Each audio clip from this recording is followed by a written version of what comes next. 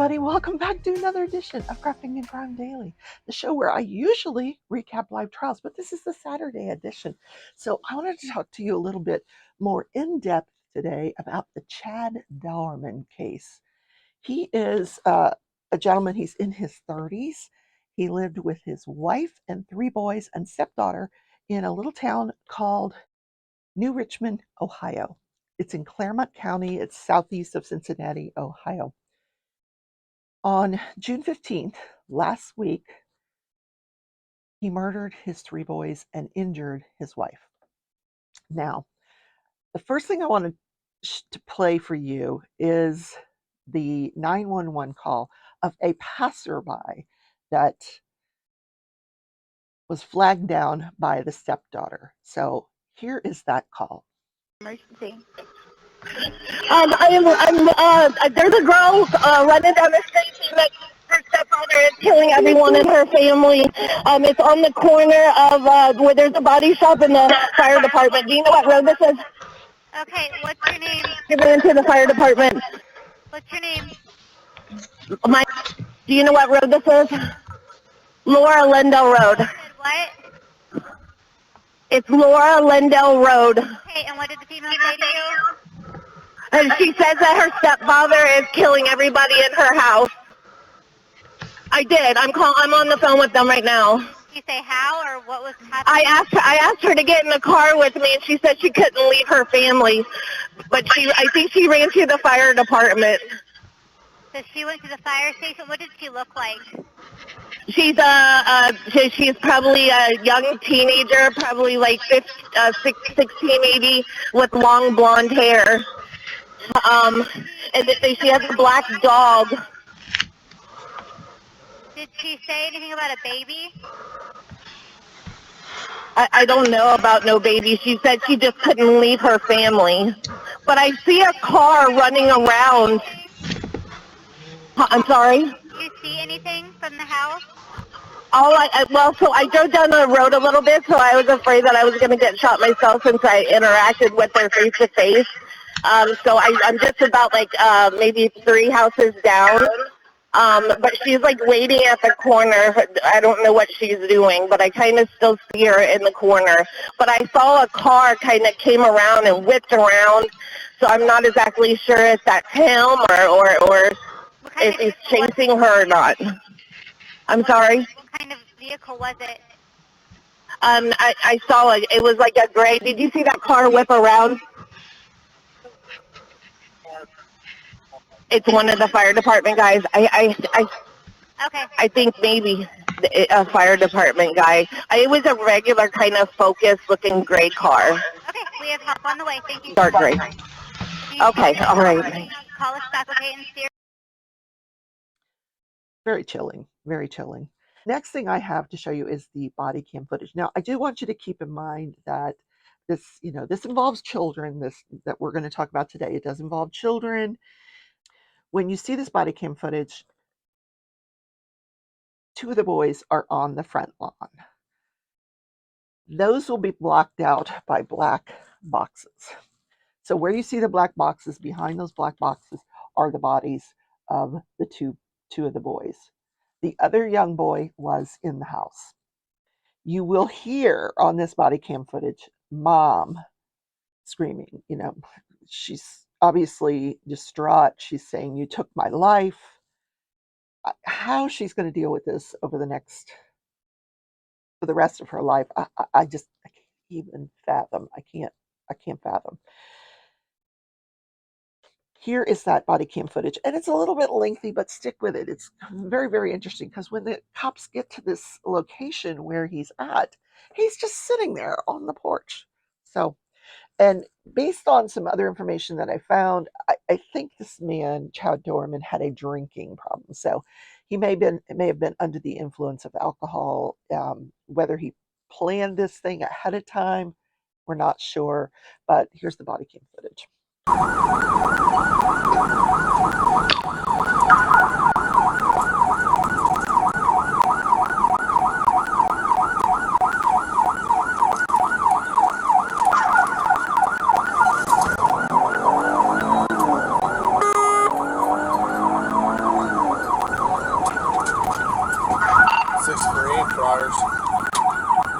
Negative. Sounds like we're getting another call from someone in the area. Break. Go ahead. Getting a call now from Misty advising that her grandfather told her that a female said that her grandfather was killing everyone in the house and that the female went to the fire station. Break. Go ahead. There's a male actively shooting at the firehouse. State's on 99. Come to Rudy and Register.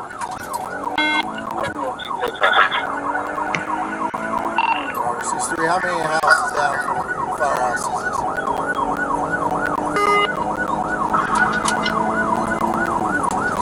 You're clear. 34.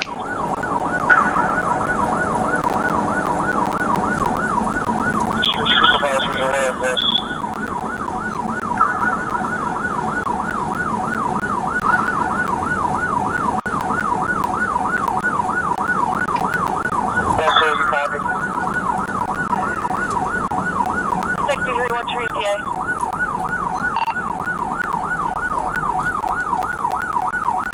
About 5-6 out.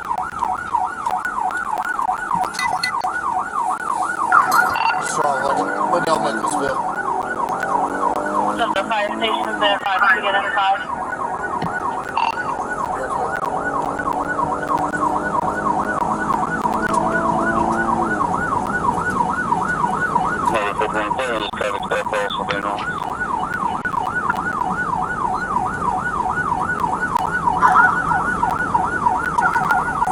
Just so everyone's aware, somewhere in the mix there's a 16-year-old female that ran from the original house and was going to the firehouse for help. Not sure where she's at now. 63, you're clear. Do we have a description on the male shooting? Negative. This was called out that the shooting was occurred by the fire station. They all are back inside of the firehouse.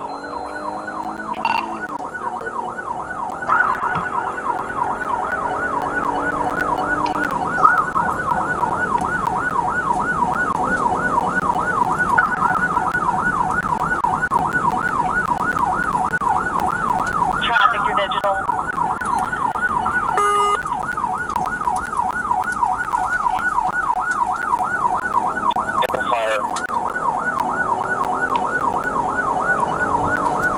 Still digital, but the fire department is who told us that shots were fired.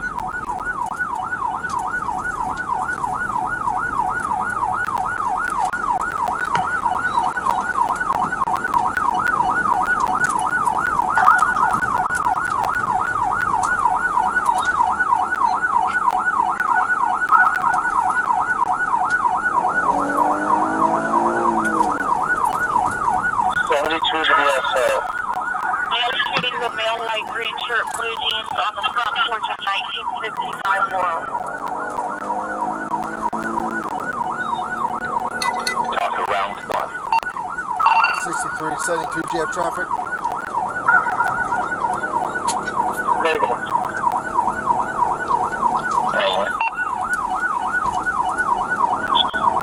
3 miles out. 3 children have been shot, not breathing.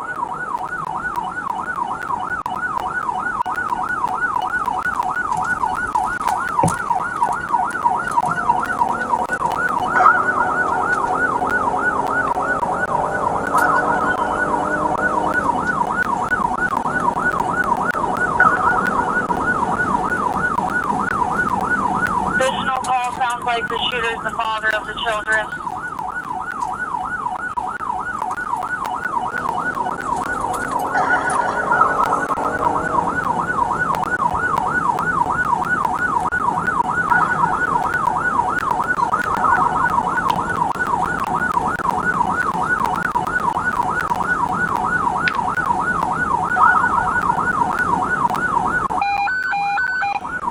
Units en route, 1965 Whirlwind. It sounds like the male still on the porch. There are multiple children in the yard, non-breathers.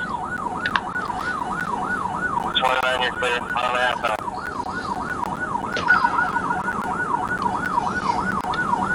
I'm putting air down standby.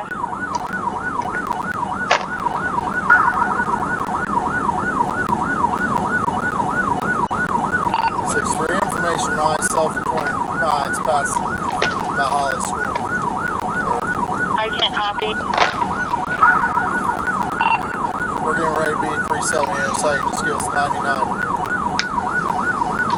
Let's just do it now.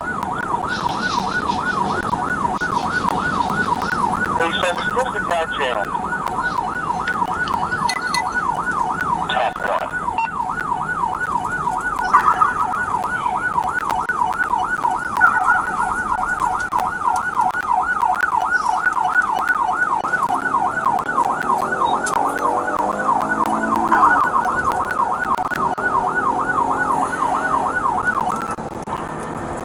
I'm over there. Two clear.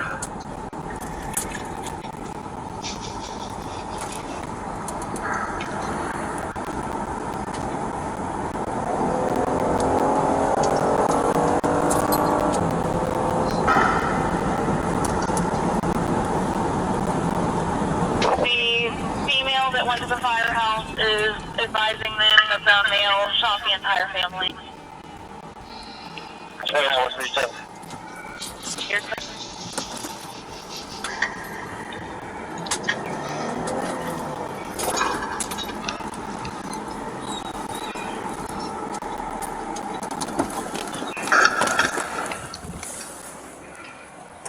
Where's he at?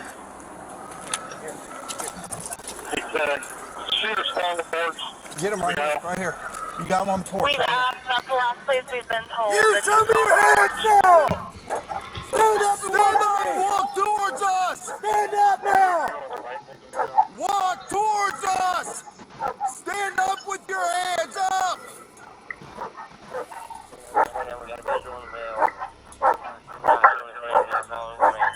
Stand up now! His name is Chad Dorman. Chad Dorman.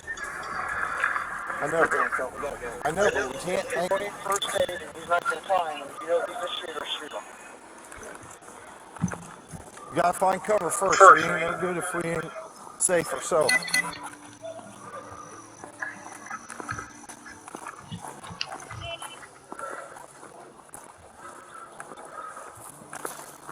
Hey, no. We need to come from this side where we can see them. Don't take cover behind them. We see them. We're going to approach from this side. We got cover. Right here. 6 covered, 29 and 63 is high got. We're not working right now.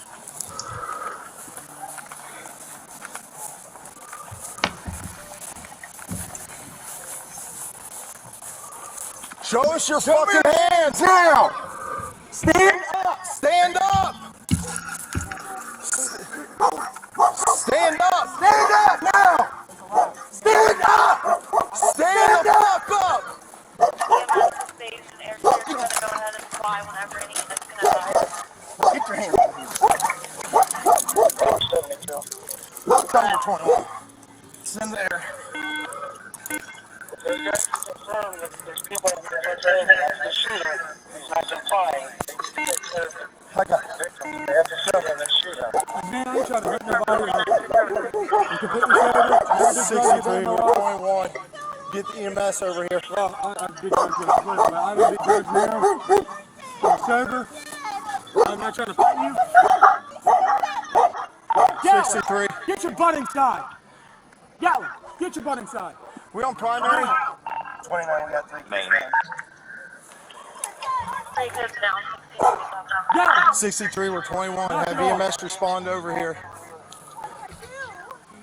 You're clear, they're being advised. Robert 34, just started mass capacity response. 63, do you want them to respond to the Laurel Lindale address? Where exactly do you need them? We're right in the front yard.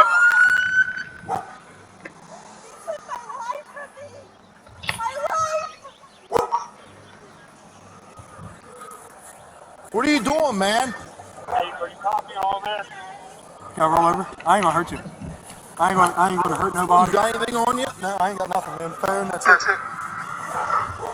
I ain't mad, I ain't nothing. Just make sure that dog don't come out. I don't think he'll bite you. Just don't reach for him and try to grab him and pet him. All right. He won't bite you. What's going on, man? Nothing. Can I stand up? It's kind of uncomfortable. I'm gonna I get ain't you gonna here do in a nothing. I ain't second. running away. You can do whatever you want.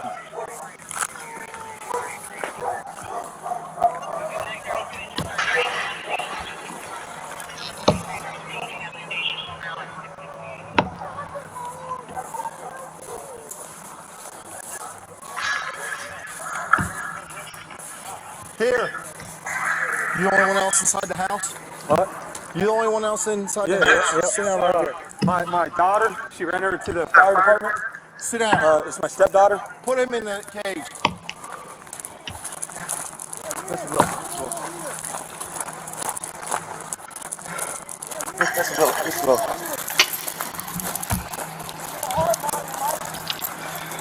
What else do you need?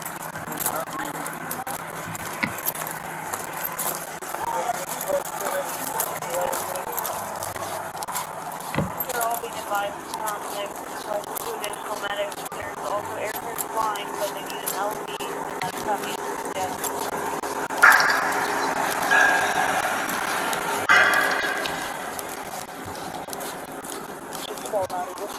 Can you get the wallet out of my back pocket? Shut up, dude.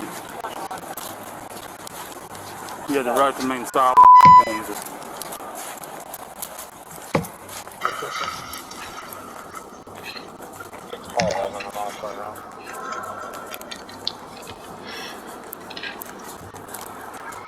Almost there.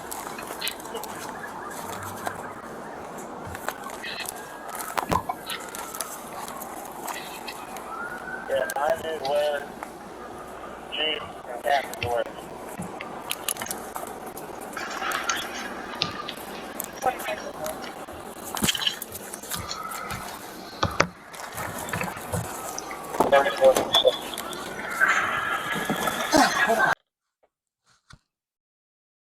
Wow. Just wow.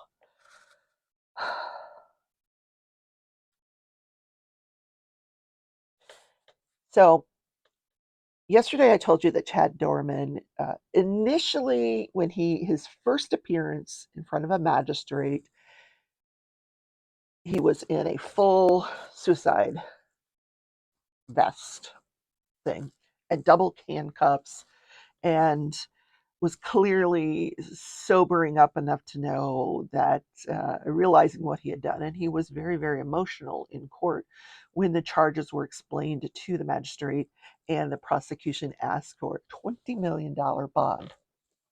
And that's what the judge gave, $20 million bond. So yesterday, the grand jury on Thursday afternoon came back with 21 charges. And yesterday, Chad Dorman appeared in court for his arraignment. This is his second appearance in court. He didn't seem so distraught this time. He had lawyers with him. He was not wearing the suicide vest, although he was still handcuffed. I don't know if it was one or two handcuffs, but he was, because at one point he had to sign something. So he was like, trying to sign something. So I wanted to explain, because one of the first things that happens during the hearing, this arraignment hearing that happened yesterday, is that his attorneys asked for the appointment of a public defender. Now, that doesn't mean he gets different lawyers than the ones that appear for him there. He's been assigned lawyers that specialize in capital murder cases. Now, generally what happens, and I'm sure when I was in Florida, this is the way it happened, but I'm sure it's probably very, very similar in Ohio. When you have a capital murder case, you can get an attorney that specializes in capital murders, death penalty cases. And what happens is if they cannot pay for it, the public defender is assigned, but that just means the funds to pay for the capital murder lawyers come out of that fund, or come out of public. We're paying for it. Basically, the public is paying for his defense. When I practiced law in Florida, there was, and you would not believe what they got for the amount of money. I had a friend that would do capital murder cases, and he was on a list. There was the judges have a list of people that will defend these capital murder defendants, and if his name came up and he was the one that got to defend these capital murders cases, he would be given $50,000. This was 20 some years ago. So there was like a lump sum here. Here's your money. Now defend this guy. But it came from the public defender. Interesting though. So he's got two attorneys now sitting with him during this arraignment. Chad Dorman does. So the prosecution was asked by the judge to go through each charge separately. Let me know what the charge is and what is the maximum penalty for each charge. So 9 counts of aggravated murder. Now, I wish I could explain to you why it's 9 instead of 3. I don't know. Unless the other 6 charges are for a different statute, I'm not sure why it's 9. So for each one of these aggravated murder charges, he could get up to the death penalty. Each one has some factors that the jury will have to decide. First of all, the first factor is, was the victim under 13 years of age? Yes, all 3 victims were under 13 years of age. Was it felony murder? In other words, were these crimes committed in the midst of a felony? And did it involve a firearm? The firearm charge alone carries a separate 3-year sentence that has to be run consecutive with whatever the other sentence is for the aggravated murder. So 3 years consecutive has to be done at the beginning of the sentence, and then he would serve his life in prison without the possibility of parole, or he gets the death penalty. So all the aggravated murder charges, if any of those factors, the answer to any of those factors is yes, then it becomes aggravated murder and he can get the death penalty, which is why we have capital murder defense attorneys in this case. Now, this involves the shooting death of 7-year-old Clayton, 4-year-old Hunter, and 3-year-old Chase, all his sons. Now, this was the first time that I actually heard what happened to each of them. The prosecutor explained that the first one killed was 4-year-old Hunter. He was in the house and he took 2 bullets to his head. The second one was 7-year-old Clayton. He actually fled the scene and his father gunned him down and then shot him in the head twice. Then we have 3-year-old Chase. He was ripped out of the arms of his mother and shot in the head. Now, Clayton and Chase, they said it was at close range. In other words, there was gunpowder burns on the head. So he held the gun to their heads when he shot them. So the other charges involve kidnapping, which each of those charges, the maximum is anywhere from 11 to 16 and a half years. And then there's the firearm aggravator, which would be 3 more years. The felonious assault charges, that has to do with him shooting his wife's hand. And that carries a maximum of 8 to 12 years with the firearm charge of 3 years. So he's looking at maximum the death penalty. But if you add up all these years in prison, like he's never going to see the light of day.